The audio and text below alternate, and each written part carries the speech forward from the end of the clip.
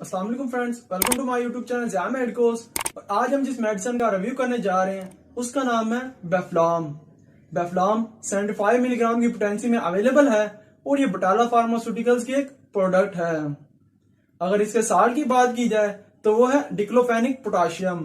सबसे पहले diclofenac potassium की केमिस्ट्री को डिस्कस करते हैं। तो diclofenac potassium phenyl acetic derivative है non steroidal anti inflammatory drug का, जो कि सिलेक्टिवली इनहिबिट करता है साइक्लोऑक्सीजिनेज 1 और साइक्लोऑक्सीजिनेज 2 एंजाइम की एक्टिविटी को, और स्पेशली साइक्लोऑक्सीजिनेज 2 एंजाइम को। तो जब साइक्लोऑक्सीजिनेज 1 और साइक्लोऑक्सीजिनेज इनहिबिट हो जाएंगे तो इससे प्रोस्टाग्लैंडिन और दूसरे पेन मीडिएटर केमिकल्स की सेंसिस भी नहीं होगी, जिससे आपको body pain, body inflammation, swelling और फीवर की सेंसिस भी नहीं होंगी। अब इसकी यूजेज और क्लिनिकल एप्लीकेशन को डिस्कस करते हैं। तो आप इस ड्रग को मस्कुलोस्केलेटल पेन, मसल एक और मसल स्टिफनेस के लिए सेफली यूज कर सकते हैं।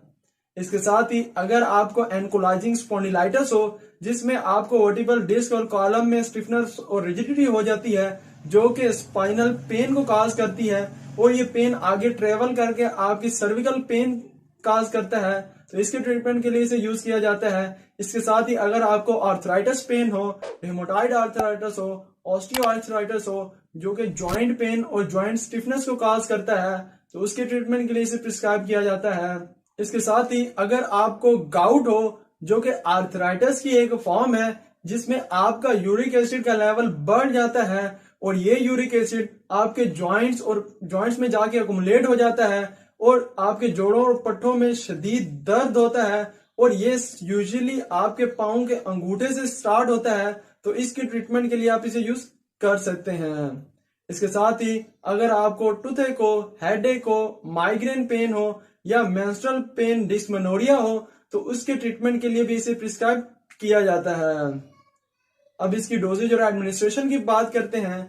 तो आप इसकी starting dose 1 tablet per day use कर सकते हैं, लेकिन अगर सिवियरिटी ज्यादा हो तो आप इसे दिन में 2 मरतबा भी यूज कर सकते हैं। लेकिन आपने जितनी भी non steroidal anti inflammatory drugs use करनी है, वो या तो दूध के साथ, एंटासिड या खाने के बाद यूज करनी है, ताकि आपको गैस्ट्रोइंटेस्टाइनल डिस्टर्बेंस कम से कम हो।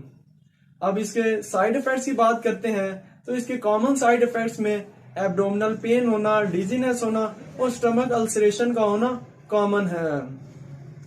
अगर इसके कॉन्ट्रा इंडिकेशंस की बात की जाए तो प्रेग्नेंट और लैक्टेटिंग वुमेन इसे विदाउट फिजिशियन प्रिस्क्रिप्शन यूज ना करें, और स्पेशली अगर आपकी प्रेगनेंसी 3rd ट्राइमेस्टर में हो तो इसे बिल्कुल भी प्रिस्क्राइब नहीं किया जाता। इसके साथ ही रीनल और हेपेटिक फेलियर में भी इसे विदाउट फिजिशियन प्रिस्क्रिप्शन रिकमेंड नहीं किया जाता। अब बात करते हैं कि डिक्लोफेनिक सोडियम और डिक्लोफेनिक पोटाशियम में क्या डिफरेंस है। अगर इसकी एब्जॉर्प्शन की बात की जाए तो diclofenac potassium more soluble in water है, जो कि रेडली एब्जॉर्ब हो जाता है और अपने एक्शन को परफॉर्म करने लग जाता है। इसीलिए इसे as a quick pain relief medicine के तौर पे यूज किया जाता है।